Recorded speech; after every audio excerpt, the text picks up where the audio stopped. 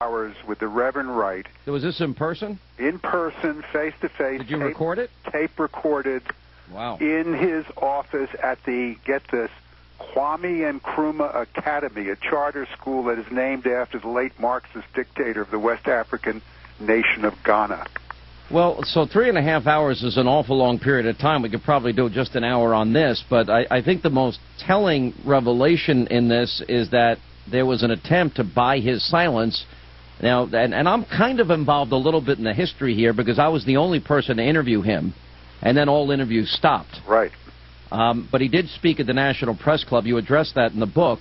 But the effort to buy his silence and this private meeting that he had with Obama that was never revealed before, why don't you tell us what happened? Well, what happened is that after ABC, Brian Ross broadcast the videotapes of the Reverend Wright goddamning America and slamming whites and slamming Jews and America,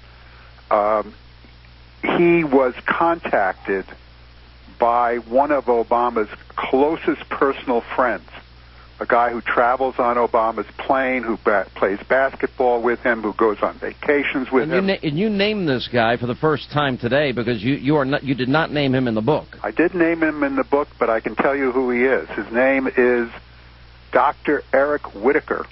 Dr. Whitaker is the vice president of the University of Chicago Medical Center, and he's a member of Obama's very tight inner circle. And he sent an email to a member of the Trinity United Church. By the way, is this the same hospital Michelle worked at? I'm just trying to get it. Exactly the same hospital that she worked. And this is where she got that big raise after he became senator? She was making what, $300,000? Yeah, but it was a significant jump up after he became senator. That's right.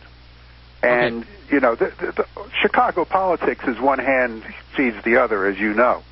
And Eric Whitaker, a very close friend of the Obamas, sent an email to a member of the church saying that the Reverend Wright could get $150,000 if he would shut up and not criticize Obama anymore. Then, after the Reverend Wright said no thank you, Obama himself paid a personal call on the Reverend Wright.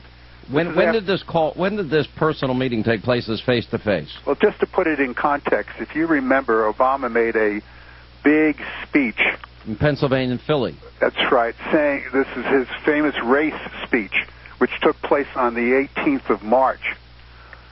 About 10 days later, he made the secret meeting with the Reverend Wright, after he'd already denounced him, and begged him to not speak any further.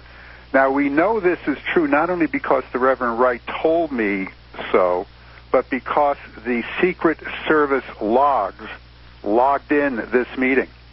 So we have confirmation that it actually took place. Now, so they offered him, and this is all on the tapes that you have with Reverend Wright. Reverend Wright said this. So Reverend Wright, am I reading this correctly, is angry at Obama?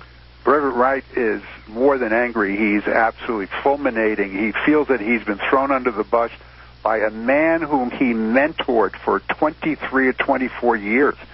You know, all of us, complain about the fact that Obama sat in that church and listened to that hate speech for 20 years. But what we don't realize is that even before he became a member of the church, he was very close to the Reverend Wright, who was like a second father to him, and who was his spiritual advisor, his political advisor, and in fact, the Reverend Wright told me on tape that Obama came to him and said, I need some spiritual advice.